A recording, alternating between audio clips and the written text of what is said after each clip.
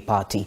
To the rest of the country who are watching the masses and the claps and some instances of boos and jeers, does it poke holes into your submission that the mountain has truly left the mountain? I don't know. That is subjective. But let me also tell you, even Because William Ruto, yes, where he sits, if he is honest to himself, he knows he was talking to his money.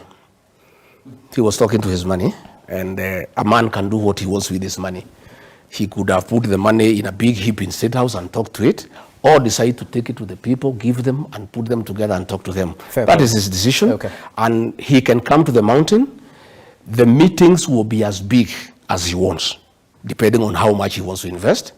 The quality of the meeting, the clapping and the cheering, will be determined by what he wants to invest.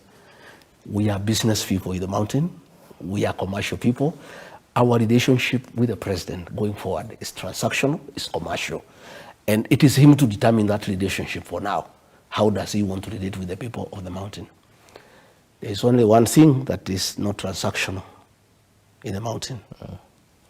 The vote.